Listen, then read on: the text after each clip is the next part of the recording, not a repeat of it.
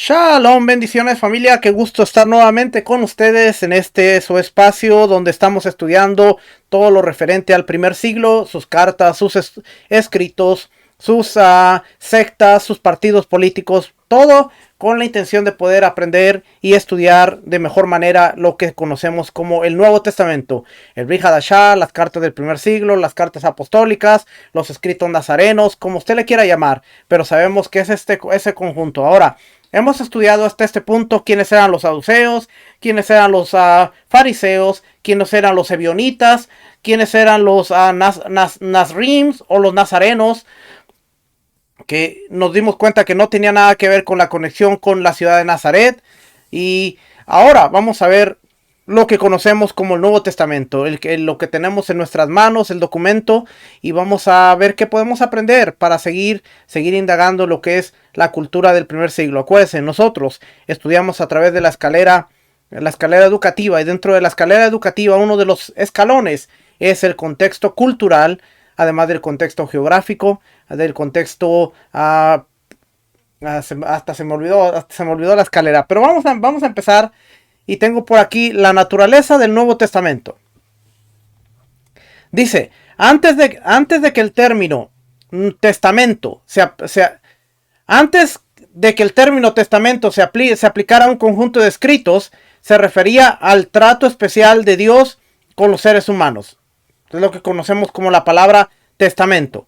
En la historia de los hebreos y de Israel, oímos hablar de una alianza, no de un testamento, sino una alianza, que significa acuerdo o pacto, por la que Dios se comprometía con Noé, con Abraham y con David, prometiéndoles ayuda o bendiciones especiales. Entonces, tenemos que entender que en la Biblia hebrea se habla de alianza, acuerdo, pacto.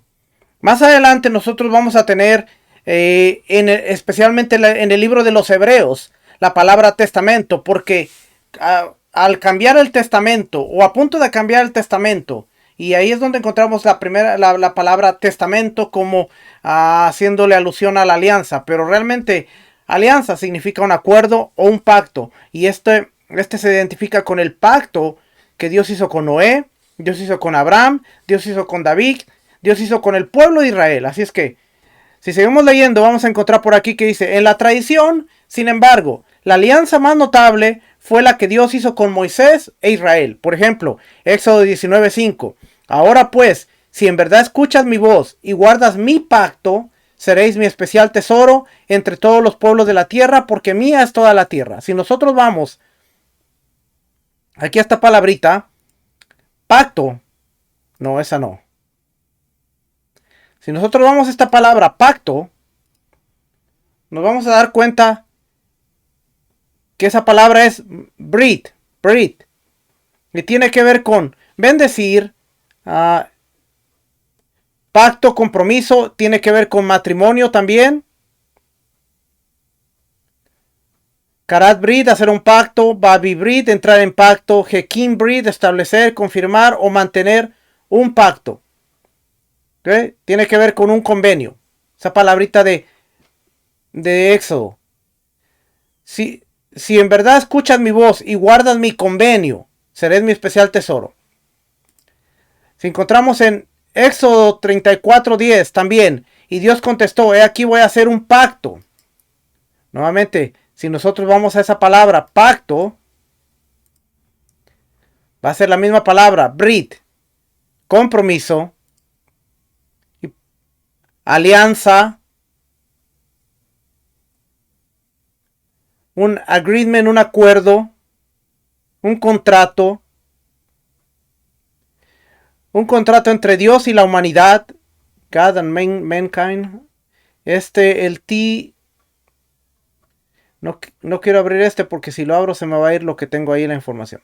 ¿Okay? Pero ya, es que les quiero leer algo de este recurso, el TDOT. Entonces, también Éxodo 34:27, entonces el Señor dijo a Moisés, escríbete estas palabras, porque conforme a estas palabras he hecho una alianza, un pacto, un convenio, un acuerdo contigo y con Israel, por la que Israel se convirtió en el pueblo especial por Dios. A la gente se le olvida que Versículos como Éxodo 19:5, 34:10 y 34:27 son la prueba contundente de que el único pacto que Dios ha hecho con la humanidad es con el pueblo de Israel. Ahora, no quiere decir que dejó a los demás excluidos, sino que los demás tienen que aprender del pueblo de Israel porque es el pueblo con el que hizo convenio. Y vamos a entrar en esa parte más adelante. Dice, casi 600 años antes del nacimiento de Yeshua, en un momento en que la monarquía de Judá y Jerusalén se derrumbaba ante ejércitos extranjeros, porque había venido el exilio a Judá y también a Israel. Jeremías comunicó un oráculo del Señor y él dijo, vienen días en que haré una nueva alianza con la casa de Israel y con la casa de Judá. No será como la alianza que hice con sus antepasados, el día en que los tomé de la mano para sacarlos de la tierra de Egipto. Pondré mi ley dentro de ellos y las escribiré en sus corazones. Yo seré su Dios y ellos serán mi pueblo. Este es uno de los versículos que utiliza Hebreos capítulo 8 y que se utiliza mucho para decir, Dios hizo un nuevo pacto. Dice, aquí vienen días, declara el Señor, en que haré con la casa de Israel y con la casa de Judá un nuevo pacto. Pero si nosotros vamos para allá, vamos a ver qué dice aquí pacto. Vamos a ver primero la palabra pacto, después vamos a ver la palabra nuevo.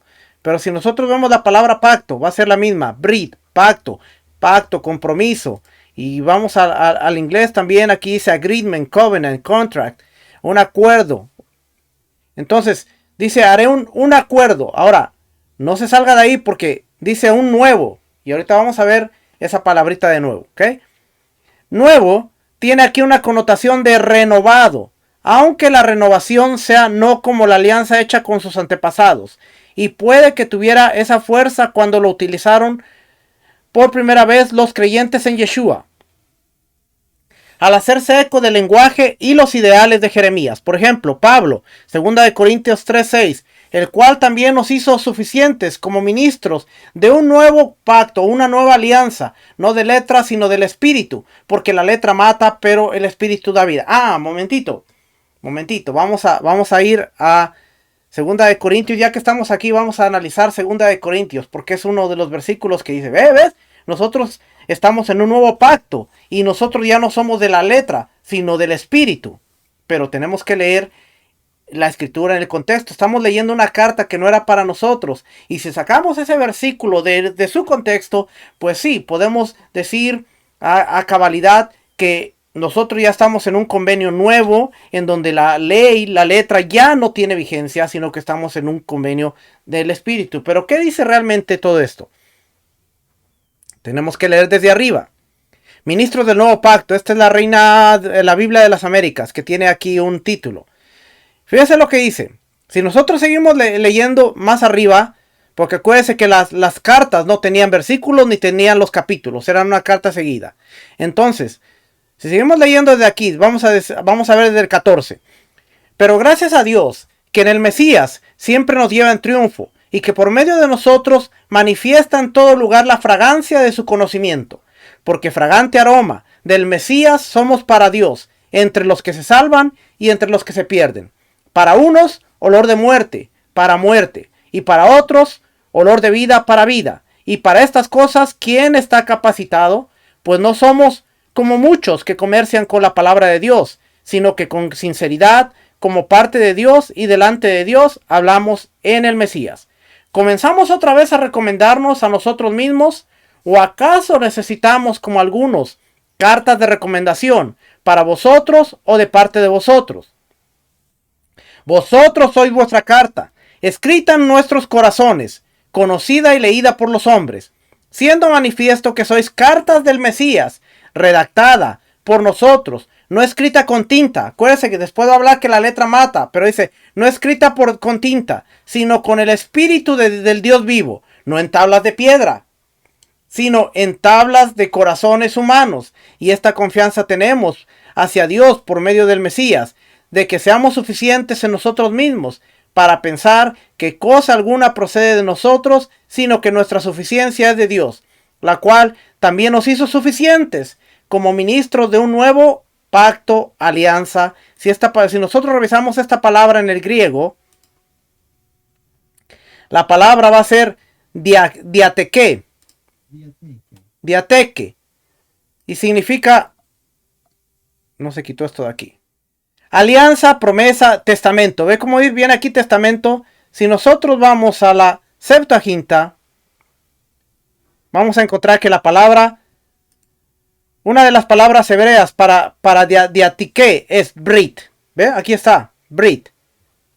Que tiene que ver, estableceré mi pacto contigo y entrarás tú en el arca contigo, el pacto con Noé. Génesis 9:9, el pacto con Noé. Aquí yo establezco mi pacto con vosotros y vuestra descendencia. El pacto con Noé nuevamente. Después vamos a ver Génesis 15:18, el pacto con Abraham. En aquel día el Señor hizo un brit, un pacto, un convenio, un acuerdo con Abraham diciendo: a tu descendencia he dado esta tierra. Ahora, al hablar de pacto, de convenio, tenemos que hablar que cada pacto y cada convenio tiene una señal. Por ejemplo, el pacto, el acuerdo, el convenio que Dios hizo con Abraham, con Noé. Vamos con Noé primero. Con Noé, de que la tierra no iba a ser destruida nuevamente por agua. Y Dios hizo un convenio con la humanidad, con Noé. Y le dice, la tierra no va a ser destruida con agua nuevamente. Pero hay una señal de ese convenio. Y Dios le dice, cada que tú mires esta señal, te vas a acordar de mi pacto contigo y con la tierra. Y la señal fue un arco iris. Entonces, hasta hoy en día, cualquier persona, sea creyente o no sea creyente, sabe que el arco iris, después de una tormenta, después de una lluvia, cuando se manifiesta el arco iris en las nubes, en el cielo, nosotros decimos, esa es la señal del pacto que Dios hizo con la humanidad. Entonces quiere decir que el pacto, el brit, el convenio que Dios hizo con Noé, tiene una señal. El pacto que Dios hizo con Abraham tiene una señal, y es: bendecirá a todos los que te bendigan y maldecirá a todos los que te maldigan, y en tu simiente serán benditas todas las naciones de la tierra, y a ti te daré la tierra. Pero Abraham, circuncídate, para que tú y tus descendientes, cuando vean la señal del convenio, sepan que tú eres parte del pueblo que tiene un convenio con Dios. Entonces, mucha gente pregunta, ¿pero para qué me voy a circuncidar? ¿La circuncisión no me salva? Claro que no te salva, porque la salvación es por gracia, por medio de la fe en Yeshua el Mesías. Pero para ser parte del convenio, del pueblo que posee las bendiciones y las promesas, tú tienes que portar el apellido o la marca que te hace parte de esas promesas. Por eso, Romanos capítulo 9, versículo 4 dice: ¿de quién son los pactos? De los israelitas. ¿De qué sirve ser israelita? De mucho. De ellos son los pactos, las promesas, el culto. Ellos tienen todo a través de un convenio que Dios hizo con Abraham. ¿Okay? No me quería salir del tema, pero quería dejarles saber eso. Entonces, la palabra convenio, después la vamos a ver en Génesis con Abraham, la vamos a ver en Génesis con Isaac, la vamos a ver en Éxodo con Dios hablándole a Moisés y diciéndole, se acordó Dios del pacto, del convenio que tenía con Abraham, Isaac y Jacob. Todo está en Génesis, Levítico, Números, Deuteronomio, y ahí está todas las partes que está en el convenio. Primera de Reyes. Sale en griego porque la Biblia está en griego, pero una vez que le doy aquí salen en español. ¿Okay? Entonces, si regresamos nosotros aquí, se da cuenta de que está hablando de un convenio, de una alianza, y dice: nosotros somos cartas leídas, escritas, somos cartas del Mesías, redactadas por el Mesías, redactadas por nosotros, no escritas con tinta, sino con el Espíritu del Dios vivo. No en tablas de piedra como en el Sinaí, sino en tablas de corazones humanos. ¿Y qué dice Jeremías? No como el pacto que hice con sus padres el día que los tomé de la mano para sacarlos de la tierra de Egipto. Mi pacto que ellos rompieron, aunque fui un esposo para ellos, declara el Señor. Porque este pacto, este es el pacto que haré con la casa de Israel después de aquellos días, declara el Señor. Pondré mi ley dentro de ellos, y sobre sus corazones la escribiré, y yo seré su Dios, y ellos serán mi pueblo. Es exactamente lo que está diciendo Pablo en Corintios, que dice: redactada por nosotros, no escrita con tinta, sino con el Espíritu del Dios vivo, no en tablas de piedra, sino en tablas de corazones humanos. ¿Ok? Y es que cuando decimos, no, es que la letra mata, pues, ¿de cuál letra? Porque está hablando que lo que estaba en las tablas de piedra ahora está escrito en el corazón a través del Espíritu. Eso quiere decir que si en las tablas de piedra estaban los mandamientos, ahora a través del Espíritu los mandamientos deben estar escritos en nuestros corazones para que nuestra forma de vida no sea para salvación, sino para que nuestra forma de vida sea honrando al Rey que va a producir bendiciones en nuestras vidas. Ese es el fin de todo. La ley no salva, la ley no produce santidad, pero la ley produce un estilo de vida que nos aparta, nos separa y nos acerca más al Creador. Entonces, seguimos leyendo por aquí.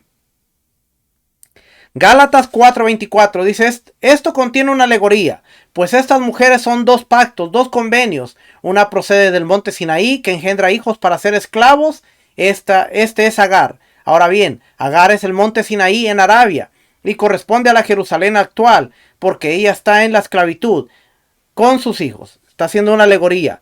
Tenemos que estudiar bien esta alegoría que usa Pablo, porque mucha gente utiliza esta alegoría de Pablo para decir, ya no estamos esclavos a la ley, porque ahí lo dice bien claro. No, hoy solamente le estoy leyendo, no vamos a tocar ese tema, pero más adelante vamos a hablar bien de lo que es Gálatas, quizás con tiempo. Esta partecita de aquí la saqué de este recurso, TDOT. En la palabra, cuando nosotros vamos a Jeremías, y nosotros vemos esta parte de aquí. Aquí vienen días, declara el Señor, en que haré con la casa de Israel y con la casa de Judá un nuevo pacto, una nueva alianza. Esta palabra de aquí, si nosotros la estudiamos, vamos a dar cuenta que es Hadash.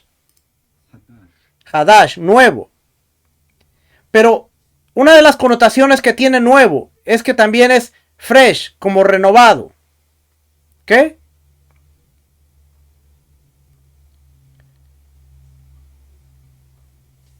Y cuando nosotros estudiamos esta palabra en lo que es este diccionario, que es uno de los mejores diccionarios, el TDOT, porque es el diccionario teológico, el título completo es Diccionario Teológico del Nuevo Testamento. Son 15 volúmenes. Yo los tengo todos aquí. ¿Okay?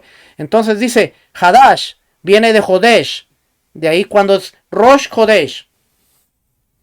Y lo interesante es que cuando decimos la luna, cuando la luna se renueva, y cuando es una luna nueva, pero no porque la luna sea nueva, sino que la luna ha pasado el proceso, que ha viajado y se ha renovado, y ahora tenemos un Rosh Hodesh, que es un nuevo mes con la luna renovada. Entonces, si nosotros leemos aquí, nos vamos a dar cuenta que este recurso nos habla acerca de la raíz y el concepto de la palabra. Nos habla de lo que es el acadio, el ugarítico, el fenicio, el egipcio, las ocurrencias bíblicas. Es un recurso muy, muy bueno. ¿Okay? Yo no soy experto en hebreo, pero tengo parte de estos recursos que aún nuestra maestra de hebreo nos recomienda y podemos ver muchas de las cosas. Mira aquí, raíz, concepto, acadio, edesú, esesú, arjú, ugarítico, fenicio, egipcio. Vamos a leerlo. Vamos a leer por aquí. Esta parte es la que le tengo en el documento que puse aquí. La novedad. Jeremías 31:31, el pacto. Jeremías 31:22, la reversión escatológica y la salvación, y el vínculo con la autenticidad en Ezequiel, un nuevo canto. ¿Okay? So, le voy a leer esta partecita aquí porque no lo tengo en el documento.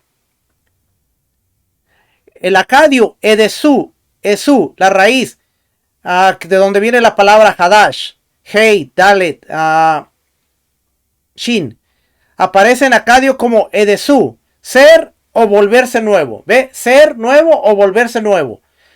Renovar, a veces en el sentido de rejuvenecer, pero más a menudo simplemente restaurar, como una estatua o un edificio mediante reparación o reconstrucción. Cabe destacar que la autorrenovación mensual del dios Luna, Sin, es Ina y Tedusica, cuando tú, Sin, te renuevas. Entonces ahora estamos entendiendo que uno de los conceptos, cuando leemos, porque vienen días en que haré un nuevo pacto, una nueva alianza. Si nosotros no tenemos el conocimiento del contexto, vamos a entender que es una alianza, un pacto completamente nuevo y distinto, cuando en realidad pudiera ser el caso de que está diciendo la alianza se va a renovar de mejor manera. Y tiene sentido porque cuando nosotros leemos el libro de Hechos, nos damos cuenta de que la alianza se renovó porque ahora tenemos redención de la muerte y tenemos un sumo sacerdote que ministró una vez y para siempre por toda la humanidad, no con la sangre de los animales, sino con su propia sangre, para restaurar a la humanidad del enemigo que era la muerte, para que a través de su muerte pudiera vencer la muerte y nos diera vida. Eso quiere decir que la alianza se restauró, porque la alianza antigua, aunque tú guardaras la ley, como quiera morías. Pero ahora la alianza restaurada, tenemos acceso a la vida eterna. Y esa es una de las cosas que ahora, leyendo el libro de Jeremías, tiene un poquito mayor de sentido. El decir, bueno, es una alianza restaurada. Es nueva porque ha sido restaurada, rejuvenecida, con mejores promesas, mejores pautas, tal como lo declara el libro de Hebreos en todos sus capítulos. ¿Qué más le voy a leer por aquí? Para seguir con el documento. Esto era importante. El adjetivo Esú es una forma asimilada de Hadash, nuevo. Es común como opuesto de Labirum, viejo, como en Bitum Esum, una casa nueva. En otro pasaje, Bitu Esú contrasta no con Bitu Labiru, sino con Temen Labiri. De modo que Esú tiene aquí el sentido de novedoso, nuevo en concepto. O sea, que es una novedoso, que es nuevo en concepto, pero no es nuevo. Me sigue, me está entendiendo. Entonces ahora tiene sentido, porque la luna, cuando decimos es Rosh Chodesh, la cabeza del mes, porque la luna se ha renovado, es una luna nueva. Pero ¿cuántos de nosotros entendemos que es la misma luna, pasando por los ciclos y las fases lunares que tiene que pasar, pero es la misma luna, se ha renovado? El adjetivo puede usarse de herramientas o prendas nuevas. En el caso de los alimentos, tiene el sentido de fresco, recién cosechado, con referencia, por ejemplo, a la cebada, los dátiles, los puerros, etc. También es frecuente los topónimos de ciudades nuevas. Nápoles, Cartago, por ejemplo, para Ashur, la expresión una nueva tablilla, aunque a veces se contrapone explícitamente a la antigua, significando más bien un contrato revisado o renegociado. Ahí lo tiene. Y esto solo viene de estudiar la palabrita en lo que es el contexto de cómo se usaba esa palabra en el acadio. Y podemos seguir. Dice, muy raramente, sobre todo en Uzi, Esú solo significa luna nueva o mes, como en el hebreo Jodesh. Y si podemos seguir por aquí, pero realmente esto sería tema para otra vez. Solo quería dejarles saber eso. Es Esú un equivalente más cercano a Jodesh en su sentido, de fiesta de la luna nueva. Sería el préstamo sumerio bastante común. Es Esú, aunque más estas atestaciones de una celebración mensual no muestra ninguna conexión con mes nuevo o luna. La similitud con Esú es engañosa. Esú es el préstamo del sumerio, dado que significa casa. El sentido que sea días para todos los diferentes templos para alimentar a los dioses. ¿Ok? Y si usted sigue viendo aquí en la parte izquierda, después viene el Arjú en acadio. Bien interesante, yo lo estuve leyendo ayer. Después viene el ugarítico. Vamos a ver qué dice aquí en el ugarítico.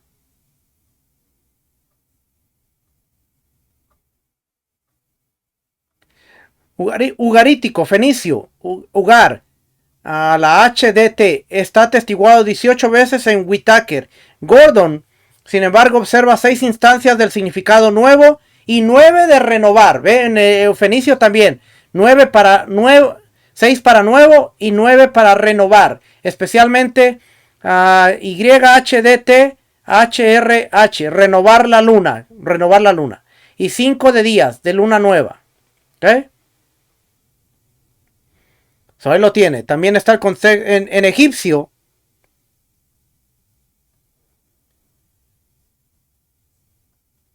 En egipcio, y después viene ocurrencias bíblicas. El verbo hadash se atestigua 10 veces. El adjetivo hadash, nuevo, 53 veces. Y el sustantivo hodesh, mes, día, luna nueva, unas 280 veces. Entonces, son bastantes. Y aquí nos empieza a dar todo el esquema.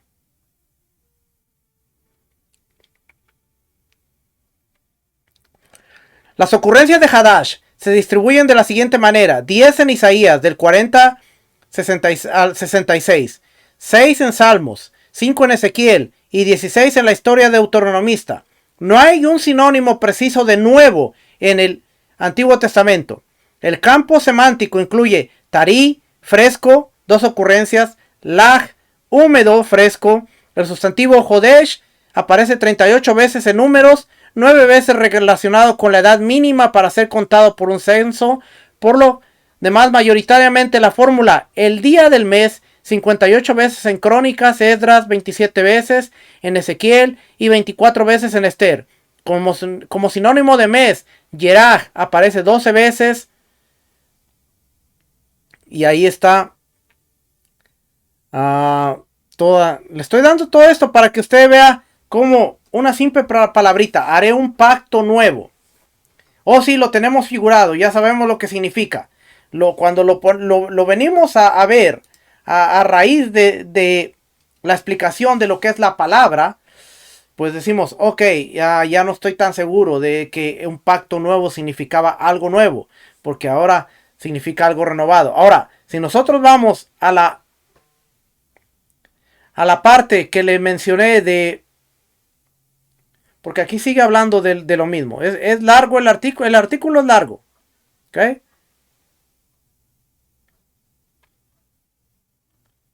Vamos a llegar a la parte. Vamos a llegar a la parte que le dije, que esa sí está traducida. Aquí. Newness, la novedad. ¿Ok? Esta la vamos a leer de acá, porque acá lo tengo. La novedad. No es casualidad que la novedad, como valor teológico, pues es nuevo, novedad, renovado, está relacionada con la luna que se renueva a sí misma y sea poscíclica. Solo durante el tiempo del exilio se dijo algo en Israel sobre algo nuevo en su interacción con Dios. En ningún otro momento de toda su historia, menos conveniente en la hipótesis de Westermann de que el Deutero Isaías, el segundo libro de Isaías, y en la tercera parte de Isaías predicieron e influyeron en Jeremías 31:31. En Ezequiel 11:19. Y yo les daré un solo corazón y pondré un espíritu nuevo dentro de ellos y quitaré de su corazón de carne el corazón de piedra y les daré un corazón de carne. Ezequiel 18:31. Arrojad de vosotros todas las transgresiones que habéis cometido y haceos un corazón nuevo y un espíritu nuevo, porque habéis de morir, casa de Israel.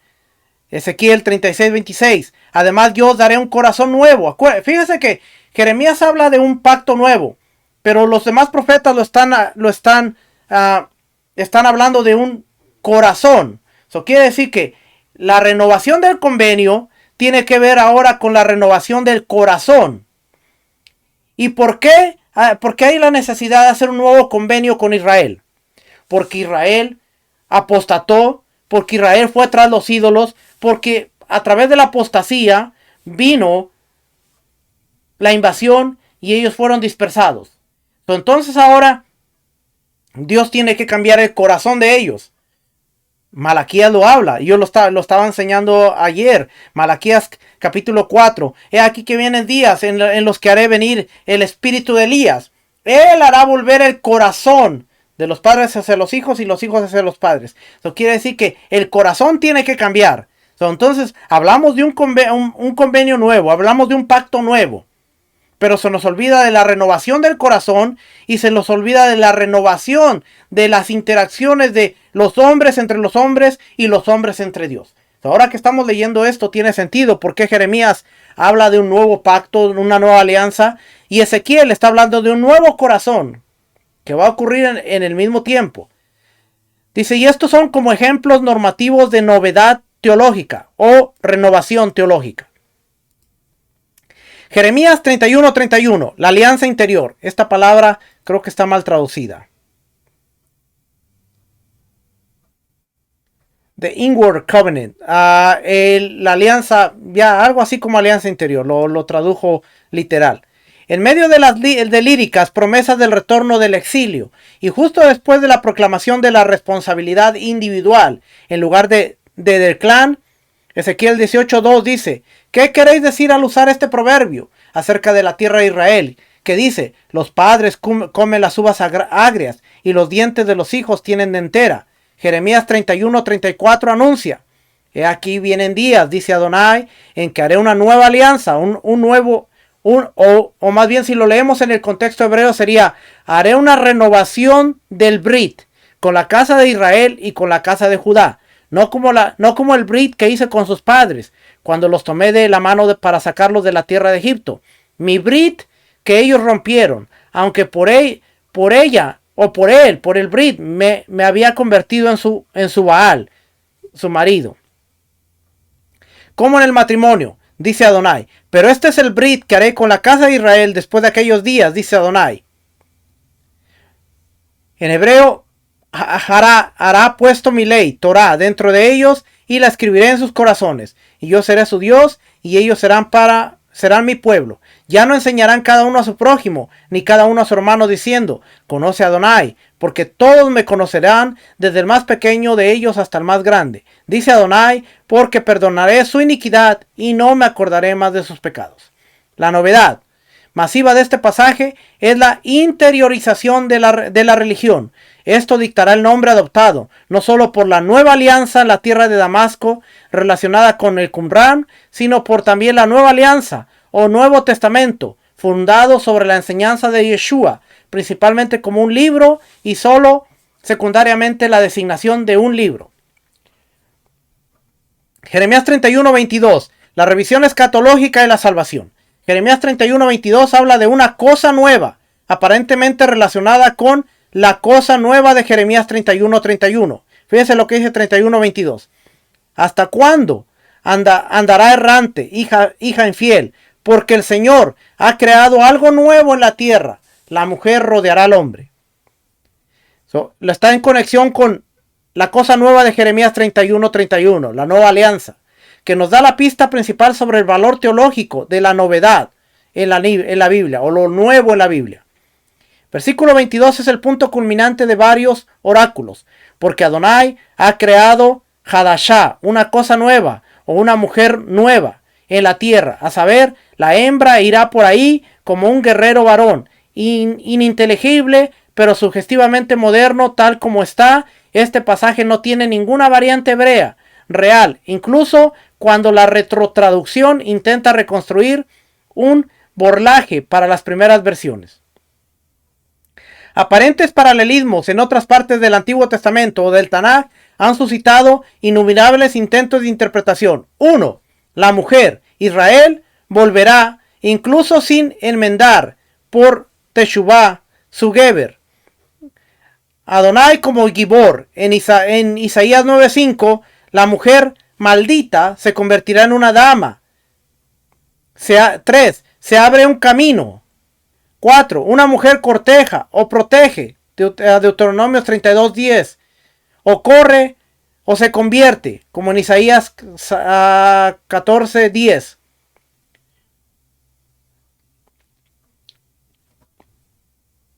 Los 4 intentos combinados en la traducción precedente, probablemente con el verdadero sentido de Hadash, renovar.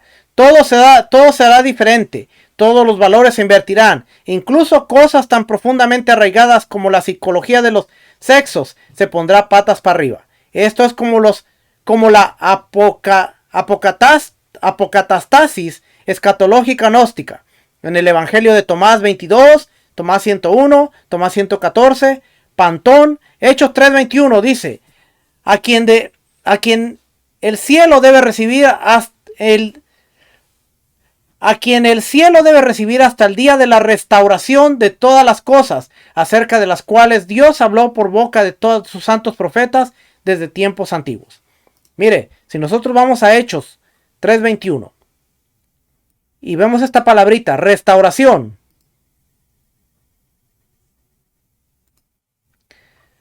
Quiero que me dé la palabra, no que me dé...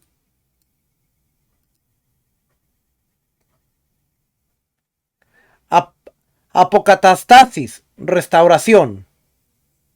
Esta palabra hebrea. Si nosotros estudiamos esta palabra, vamos a ver que es restauración, return to, regresar al, reversal, como darle un giro, recovery from sickness, recuperarse de una enfermedad, regresar. Yo le digo algo, si nosotros estudiamos realmente estas palabras, nos vamos a quedar que todo tiene una conexión. Fíjese lo que dice aquí. Apostacatastis.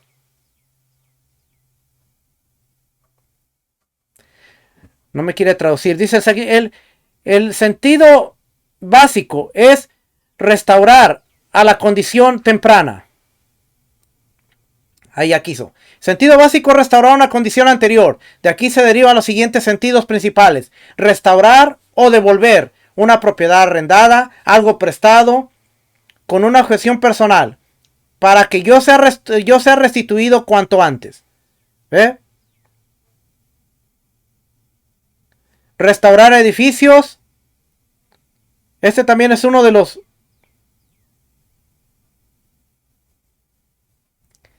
A partir del segundo siglo, del 2, esta es... Segundo siglo antes, y probablemente con cierta influencia de segundo siglo después, se desarrolló el uso bíblico específico, mesiánico y ético. El término se convierte en un término técnico para la restauración de Israel en su propia tierra por Adonai, como Jeremías 16:15 lo dice. Esto se entendía cada vez en un sentido mesiánico y escatológico. Por otra parte, bajo la influencia profética, se percibía más plenamente que la restitución interior es la condición y la corona de la exterior. El pueblo debe trabajar por ello. Sin embargo, desde la época de Malaquías, el retorno de Elías parece haber sido esperado como su verdadero representante. Existe un notable paralelismo entre la terminología hebrea y la griega. Ambas se remontan a una antigua doctrina oriental sobre la disolución de los eones y la restauración salvadora de todas las cosas a su condición original, tal como fueron creadas. Ahí lo tiene. Lo mismo que le llevo diciendo. Tanto en hebreo como en griego. Entonces ahora vemos que los cielos retienen a Yeshua hasta el restablecimiento de todas las cosas como habían estado anteriormente. Eso quiere decir que el reino regresará a Judá, regresará a Israel, ambos estarán en su tierra, la tierra deberá regresar a ellos, y entonces el Mesías puede venir cuando todas estas cosas sucedan. El templo tiene que regresar. Familia, muchas veces pensamos en la era mesiánica, pensamos en la escatología y nos olvidamos de ciertas cositas que están ahí y que son claves. Dice, los cielos, es necesario que los cielos retengan a Yeshua hasta la restauración de las cosas. Increíblemente que esa restauración está conectada con el verbo hadash, que tiene que ver con ser renovado, y Jeremías está hablando de una alianza renovada. Entonces ahora entendemos que el Mesías va a ser retenido en los cielos hasta que la alianza se lleve a cabo. Y esa alianza no es desechar a Israel, sino regresarlos a su condición original. Ok, entonces dice aquí, este también es el sentido de la traducción de Bakari. La mujer, que es Israel, rodeará con sus ciudadanos al Geber, Adonai, en lugar de lo contrario habitual. Y este es el recurso. Este es la palabra Hadash. El diccionario teológico del Antiguo Testamento. Y aquí sigue. Si nosotros vamos para acá, todavía sigue. Todavía tiene algo más.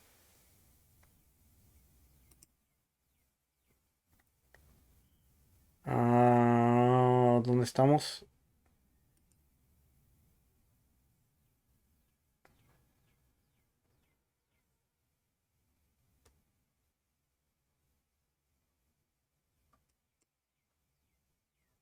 Después sigue hablando de lo que es el, la tres partes de Isaías, preexílico, las hostilidades. Ve como dice aquí, dioses nuevos. Pero vamos a seguir aquí. Ya yo creo que ya quedó la base de lo que quería decirle. Todos los relatos de las palabras en la cena de la noche anterior a la muerte de Yeshua lo relacionan con su propia sangre. Por lo tanto, con la muerte y resurrección de Yeshua, los cristianos o los creyentes creyeron que Dios había renovado la alianza con una nueva dimensión y llegaron a entender que esta vez la alianza iba más allá de Israel para incluir a los gentiles en el pueblo de Dios. Con el tiempo, la reflexión teológica cristiana y las relaciones hostiles entre los cristianos y algunos judíos que no aceptaban a Yeshua condujeron a la tesis de que el Nuevo Testamento, en el sentido de la alianza, había ocupado el lugar de la alianza, de la antigua alianza mosaica, que había quedado obsoleta. Y se utilizan pasajes como Hebreos 8:6. Pero ahora él ha obtenido un ministerio tanto mejor por cuanto es también el mediador de un mejor pacto establecido sobre mejores promesas. Hebreos 9:15. Y por eso es el mediador de un nuevo pacto, a fin de que habiendo tenido lugar una muerte para la redención de las transgresiones que se cometieron bajo el primer pacto, los que han sido llamados reciban la promesa de la herencia eterna. Esto lo usa mucho el sistema cristiano. Y a Yeshua, el mediador del nuevo pacto, y a la sangre rociada que hablaba de la mejor sangre que Abel.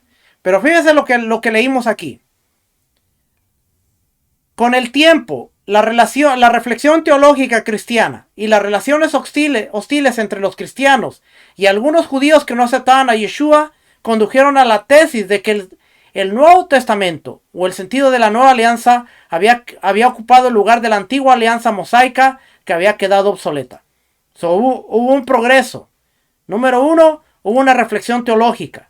2, hubieron relaciones hostiles entre los cristianos y los judíos que no aceptaban a Yeshua.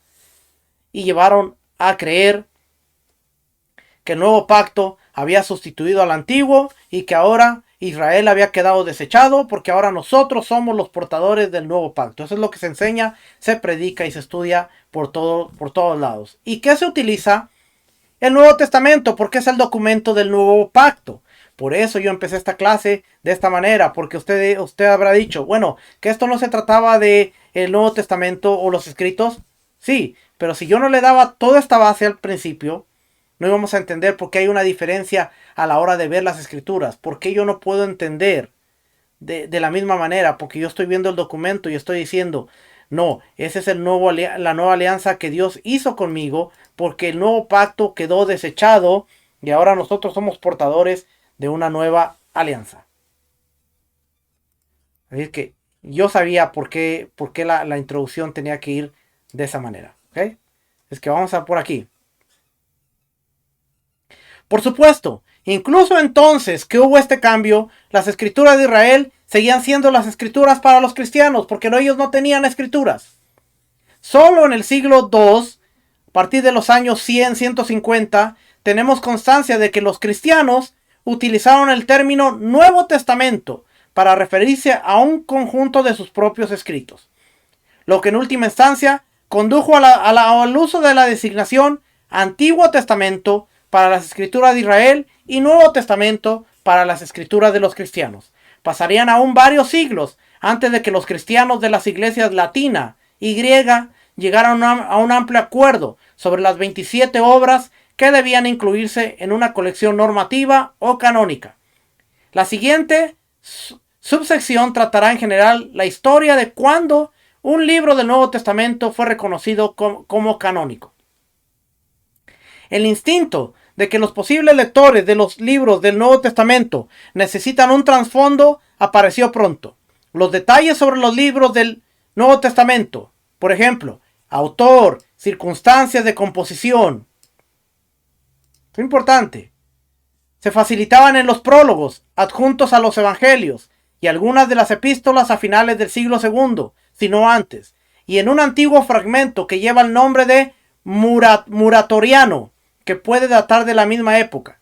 La primera obra introductoria conocida, que se titula así en la breve introducción a las Divinas Escrituras de Adrián o Adriano, es un tratado sobre hermenéutica o los modos de interpretar la Biblia.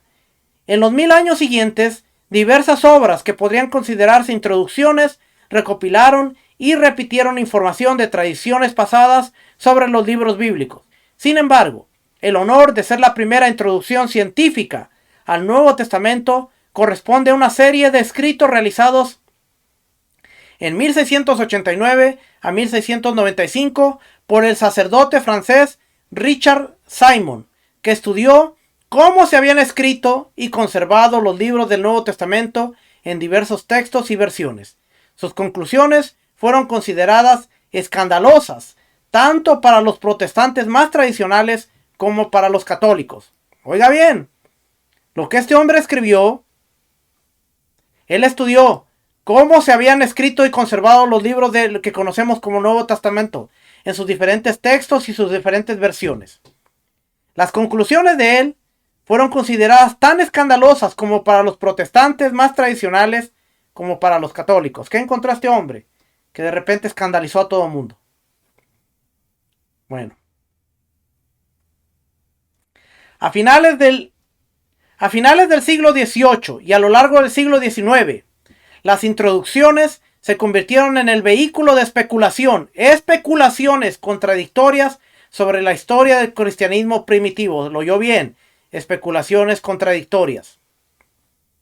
Y esto es mucho de lo que se estudia lamentablemente en los seminarios y en los institutos bíblicos.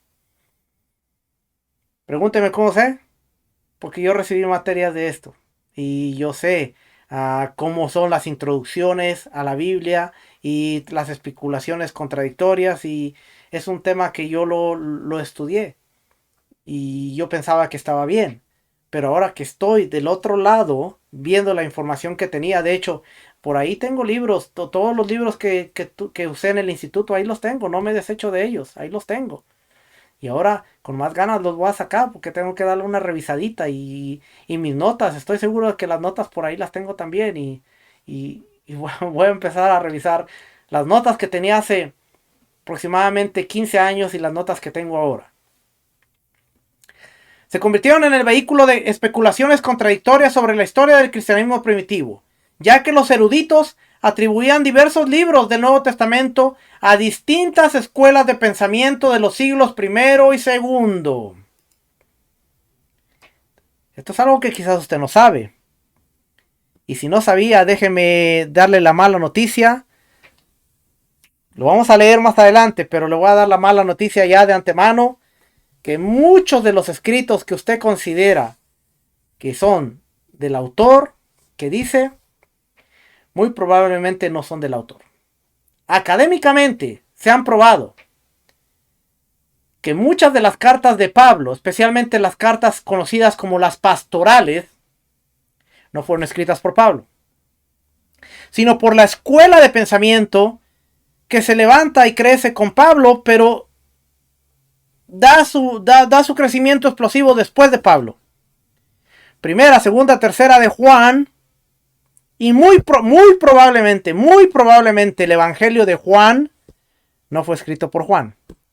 Y esto los académicos hoy en día están de acuerdo, sino por lo que se conoce como la comunidad juanina, que eran seguidores de Juan. Por eso el Evangelio de Juan se escribe por el año 90. Hay un debate entre el Apocalipsis, porque si el Apocalipsis se escribió en el año 100 y lo escribió Juan, ¿por qué no pudo escribir el Evangelio según Juan? Bueno, ya le di los puntos claves de lo que van a hacer este y probablemente el próximo estudio. ¿Okay? Así que cuando la gente dice, no, pero Pablo dice en Filipenses. Bueno, ¿sabías que Filipenses... O Pablo dice en Timoteo. Pablo dice en Tito, que son cartas pastorales. ¿Sabías que Pablo quizás no escribió esas cartas? Así es que, si tú defiendes una teología paulina, quizá viene de la escuela paulina, pero no directamente de Pablo. Ahí lo tiene. Sigo por acá. Ya me voy. Entonces dice, ya que los eruditos atribuían diversos libros del Nuevo Testamento a distintas escuelas de pensamiento de los siglos I y II. Hasta cierto punto, esta tendencia ha continuado en el panorama americano contemporáneo, con la introducción al Nuevo Testamento de Norman Perrin, la primera edición, y Helmut Koester. En la actualidad, existe una gran variedad de introducciones al Nuevo Testamento, muchas de ellas con el objetivo más sencillo de facilitar información sobre los libros que de elaborar teorías generales sobre la historia cristiana primitiva. Viene lo bueno. ¿Cómo se escribieron, conservaron y recopilaron los primeros libros cristianos o las primeras obras? Mucha gente supone que los cristianos siempre tuvieron Biblias como las que tenemos hoy, o que los escritos cristianos existieron desde el principio. En realidad, la formación del Nuevo Testamento o de los escritos del primer siglo, que supuso la aparición y conservación de libros compuestos por seguidores de Yeshua, fue y es un asunto complicado. En la época de Yeshua, los judíos ya eran muy conscientes de los escritos sagrados. Ellos tenían la ley, los profetas y los demás libros, lo que se conoce como el Tanakh. Ellos tenían su Tanakh, que era la ley, los profetas y los escritos. Ley, Torah, Nebim, profetas, y Ketubim, los escritos. Tanakh, por eso se llama Tanakh. Y se refería... Ay, no se fue mucho. Y se refería... A eso se referían los primeros creyentes cuando hablaban de las escrituras. Entonces, ahora... Me voy a llevar un versículo. Con esto que acabo de leer, lo voy a llevar a un versículo que mucha gente cita.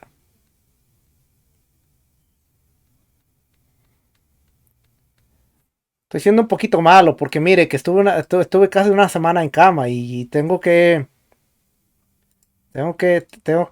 portarme un poquito bien, ¿verdad? Habiendo dicho eso, entonces ahora vamos a entender qué es lo que dice 1 de Timoteo. Acuérdense, no tenían Biblia, no había otra Biblia más que el Tanakh. 1 de Timoteo 3:14. Tú, sin embargo, persiste en las cosas que has aprendido y de las cuales te convenciste sabiendo de quién las has aprendido, y que desde la niñez has sabido las sagradas escrituras. ¿A qué se refiere esto? Al Tanakh. Exacto, no había la Biblia cristiana como la conocemos. Has sabido el Tanakh, las cuales, la escritura, las cuales te pueden dar sabiduría, que lleva a la salvación mediante la fe en el Mesías Yeshua. Espérame. Entonces, la Torah y el Tanakh te pueden apuntar a Yeshua. Entonces, el mito de que si tú estudias la Torah te vas a alejar de Jesús, totalmente falso. Porque de acuerdo a Pablo, dice, si tú estudias las escrituras, que es la Biblia hebrea, te vas a acercar a la salvación mediante Yeshua. Porque vas a entender el plan perfecto de Dios. No solo eso, sino que sigue diciendo, toda escritura, acuérdese, Biblia hebrea, no hay Nuevo Testamento hasta ese punto. Toda escritura, toda la escritura es inspirada por Dios y útil para enseñar, para reprender, para corregir, para instruir en justicia, a fin de que el hombre de Dios sea perfecto, equipado para toda buena obra. La próxima vez que usted escuche a un pastor diciendo, toda la escritura, y señale la Biblia, en ese momento usted no diga nada, pero usted entienda que esa persona no entiende y no sabe que eso que está declarando él solamente aplica a esta mitad del libro. Toda la escritura es útil para enseñar, reprender, corregir, instruir. Solo se está refiriendo a esta parte del libro. Esta parte no existía. Entonces, si tú le quieres enseñar a una persona las escrituras para reprenderlo, corregirlo y instruirlo en justicia, ¿qué tienes que usar? ¿Y qué hay aquí? Los mandamientos. Y entonces los mandamientos se convierten en una cosa buena, porque te dan instrucción, te dan estructura, te dan orden, te corrigen. Es lo que hace la Torá. Por eso nosotros decimos la Torá es un estilo de vida, porque cuando vienes a la Torá te dirige y te lleva hacia adelante. Seguimos aquí. ¿Por qué tardaron los primeros cristianos en escribir sus propios libros? Un factor importante fue que, a diferencia de Moisés, que fue el autor del Pentateuco o de la Torá según la tradición, Yeshua no produjo ningún escrito que contuviera su revelación. No se tiene constancia que escribiera ni una sola palabra en vida, ni que ordenara a ninguno de sus discípulos que escribiera. Por consiguiente, la proclamación del reino de Dios se hizo presente en Yeshua y no dependía de la escritura. Tenemos a Moisés, él escribe toda la Torá. Tenemos a Yeshua, que no escribe ni un libro, ni manda que se escribieran libros. Entonces, todo lo que Yeshua enseñó del reino de Dios, lo tenemos en las palabras de Yeshua y en el testimonio de los que vivieron en el tiempo de Yeshua. Ahora entiendo por qué para el evangelista, ahora entiendo por qué para Marcos es sumamente importante presentar su evangelio de esta manera. Ahora hace sentido y ahora usted lo va a entender. Lucas. Fíjese. Por cuanto muchos han tratado de compilar una historia de las cosas que entre nosotros son muy ciertas, tal como nos las han transmitido los que desde el principio fueron testigos oculares y ministros de la palabra. Oiga bien lo que está diciendo, porque Lucas está diciendo que muchos han tratado de compilar la historia de lo que pasó, Yeshua al ministerio. Las han transmitido desde el principio, que los que fueron testigos oculares y ministros de la palabra. Ahora dice Lucas, también a mí me ha parecido conveniente, después de haberlo investigado. Acuérdese, Lucas es un médico, es un investigador. Él investigó todo con diligencia, desde el principio, escribírtelas ordenadamente, oh excelentísimo Teófilo, para que sepas la verdad precisa acerca de las cosas que te han sido enseñadas. Ahora, el Evangelio de Lucas se convierte de una manera en una persona que tiene una mente académica y que él dice voy a investigar y va a buscar a las personas a las que ocurrieron milagros o las ciudades donde ocurrieron, y él está haciendo una investigación exhaustiva de todo lo que Marcos, de todo lo que los de Mateo están hablando y diciendo, porque fueron de alguna manera testigos oculares en lo que creemos y ellos están escribiendo. Pero ahora Lucas viene y dice, yo voy a ir con las personas que estuvieron ahí, y entonces él empieza a hacer, y por eso esa introducción quizás se nos había pasado, habíamos ido de paso nada más, pero ahora tiene sentido porque dice, excelentísimo Teófilo, yo he investigado diligentemente, he visto las ciudades, he visto las personas, he escuchado testimonios de los que fueron testigos oculares, ministros de la palabra, y ahora te presento el Evangelio de Lucas. Se presenta en un reporte oficial para que la persona reciba la verdad con las fuentes validadas, y ahí estaba todo. Ahora, lea el Evangelio de Lucas, nuevamente la introducción, y va a ver si no le hace sentido. Pero se me acaba el tiempo y también la garganta ya no me va a dar para más, pero vamos a leer por aquí. Dice, además, las primeras generaciones de creyentes eran fuertemente escatológicas. Para ellos se acercaban los últimos tiempos y sin duda Yeshua volvería pronto. Maranata, 1 Corintios 16, 22. Si alguno no ama al Señor, que sea anatema. Maranata. Ven pronto, Señor. Ven, Señor Yeshua, es lo que significa Maranata. Ven, Señor Yeshua. Apocalipsis 22, 20. El que testifica de estas cosas dice, sí, vengo pronto. Amén. Vengo, Señor Yeshua. Tal anticipación del fin del mundo no animó a los creyentes a escribir para las generaciones futuras, que no estarían ahí para leer libros. Si usted lee el contexto del los escritos del primer siglo, Nuevo Testamento, la mente de ellos estaba pensando que Yeshua regresaba mañana. Ellos no pensaban que sus escritos o su testimonio iba a estar ahí 2000 años después, porque para ellos Yeshua la segunda venida llegaba inminentemente, ya viene mañana. Y por eso hay mucho énfasis en Tesalonicenses, hay mucho énfasis en vender las cosas y tener todas las cosas en común, porque para ellos la segunda venida del Mesías iba a ocurrir pronto. Eso estaba ahí. Ellos tenían una mente escatológica de que esto se acaba. No vamos a durar esta generación. No pasan ni 70 años cuando Yeshua regresó. Aquí estamos casi 2000 años después, leyendo y diciendo, no entendían ellos que te íbamos a durar mucho tiempo. Y quizás, si Yeshua no viene en los próximos 70, 100 años, la próxima generación que nos escucha va a decir, ellos creían que ya estaban las vacas, creían que estaba ahí, ellos creían que Yeshua iba a regresar y míranos aquí. Si es que nunca sabemos, ¿ok? Aunque los tiempos se están acortando de una manera en que quién sabe cuánto tiempo nos quede ya. Es que vamos a ver, cartas. No es casualidad, pues, que las cartas fueran la primera literatura de los creyentes que conocemos. Al estar concebidas para dar respuesta, oiga bien, para dar respuesta a problemas inmediatos y acuciantes, eran coherentes con una escatología urgente. Que estas cartas fueran escritas por Pablo, aclara otro factor, en la aparición de la literatura. Pablo era un apóstol itinerante que proclamaba Yeshua en una ciudad y luego se trasladaba a otra. Las cartas se convirtieron en su medio de comunicación con los conversos que vivían lejos de él. Así, en los años 50 del siglo I, Pablo produjo los primeros documentos que se conservan. No fue Marcos, no fue Mateo, no fue Lucas, no fue Juan. Los primeros documentos que aparecen para la Biblia que usted tiene y que le llama Nuevo Testamento fueron Tesalonicenses, Gálatas, Filipenses, Filemón, Primera, Segunda de Corintios y Romanos. Y en el medio de todos estos aparece Marcos, aparece Mateo, aparece Lucas después.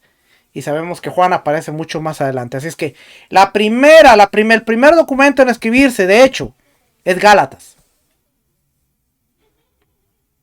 Eso le tiene que dar mucho a pensar. Porque entonces, cuando una persona se convierte, lo primero que le dice, no, ve y estudia Juan, ve y estudia Juan. Pero ese no fue el primer libro en escribirse. ¿Por qué tengo que estudiar Juan? En todo caso, tengo que estudiar Gálatas. Si estudio Gálatas desde la mentalidad hebrea, me voy a dar cuenta de la vigencia de la ley. Y me voy a dar cuenta de la vigencia del pacto. Y todo va a cambiar.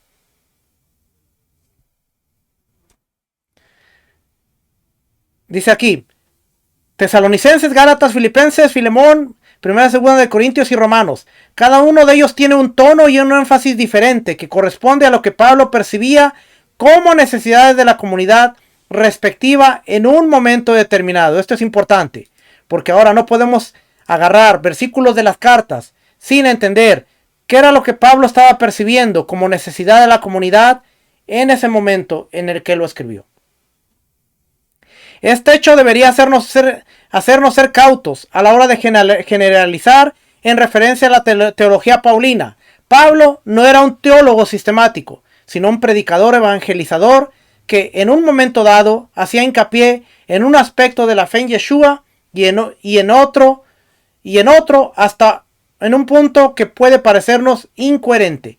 Sobre la base de que Pablo no menciona una idea o práctica, a veces se hacen suposiciones muy aventuradas sobre sus puntos de vista. Por ejemplo, la Santa Cena solo se menciona en un escrito paulino, y en gran parte debido a los abusos cometidos en la comida de Corinto. Ay, mi madre, aquí se me va a ir todo.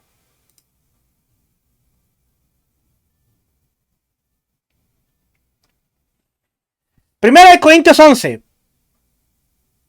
Yo me acuerdo, yo soy culpable, yo me acuerdo. Santa Cena, una vez al mes. ¿Y qué leíamos? Primera de Corintios capítulo 11. Yo lo leía. ¿Y qué dice Primera de Corintios? Lo voy a llevar para allá, para recordar viejos tiempos. No estoy acusando a nadie, le estoy diciendo yo mismo lo leía. Porque tenías que orar por la galletita, tenías que orar por por el vasito del jugo. Y lo primero que tenías que leer era Primera de Corintios capítulo 11.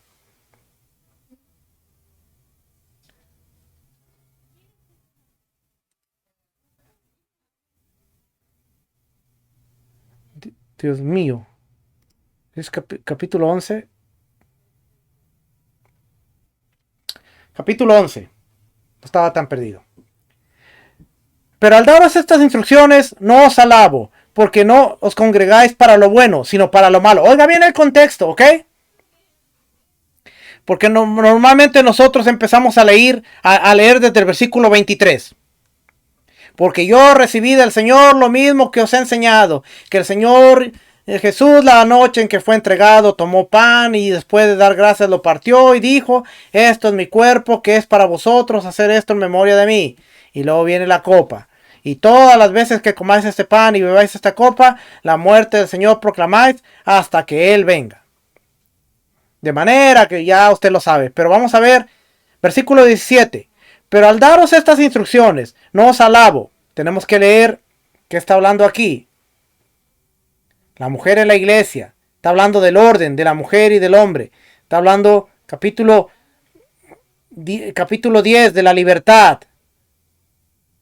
Acuérdese, había un pecado.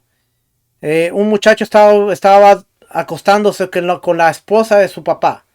So, dice aquí: pero al daros estas instrucciones, no os alabo, porque no os congregáis para lo bueno, sino para lo malo. Primer tablazo que les da. Ustedes se congregan para hacer lo malo. Pues en primer lugar, oigo que cuando os reunéis como iglesia, hay divisiones entre vosotros, y en parte lo creo. Pablo sabía. Yo sé de qué patita cojean, yo sé qué tipo de ovejas tengo, así es que yo lo creo. Porque es necesario que entre vosotros haya bandos, a fin de que se manifieste entre vosotros los que son aprobados. Por tanto, cuando os reunís, esto ya no es comer la cena del Señor, porque al comer, cada uno toma primero su propia cena, y uno pasa hambre y otro se embriaga. ¿Qué? ¿No tenéis casa para comer y beber? ¿O menospreciáis la iglesia de Dios y avergonzáis a los que nada tienen? ¿Qué os diré? ¿Os alabaré? En esto os alabaré, porque yo recibí del Señor, y ya viene diciendo que os he enseñado, que el Señor Yeshua, la noche en que fue entregado, tomó pan. Esto tenemos que remontarnos a Lucas. Si nosotros leemos Lucas, vamos a terminar con lo que empezamos a leer. Cuando llegó la hora, se sentó a la mesa, y con él los apóstoles. Pero dice aquí: institución de la cena del Señor. ¿Qué estaban haciendo aquí? Versículo 13. Entonces ellos fueron y encontraron todo como él les había dicho, y prepararon la Pascua, Pesaj.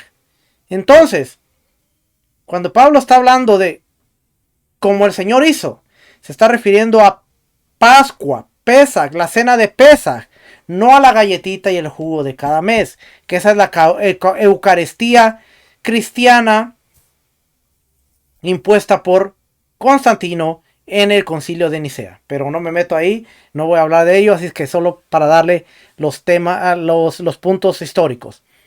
Es que dice: cuando llegó la hora, están en Pesaj, cuando llegó la hora se sentó a la mesa, y con él los apóstoles, y él les dijo: intensamente deseado comer esta Pascua, esta Pesaj, con vosotros antes de padecer, porque os digo que nunca más volveré a comerla hasta que se cumpla en el reino de Dios.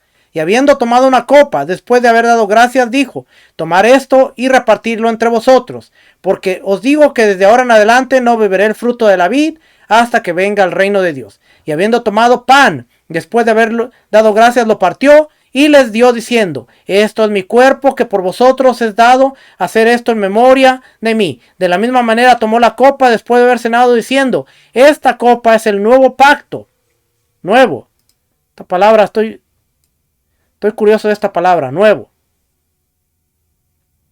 Kainos. Kainos.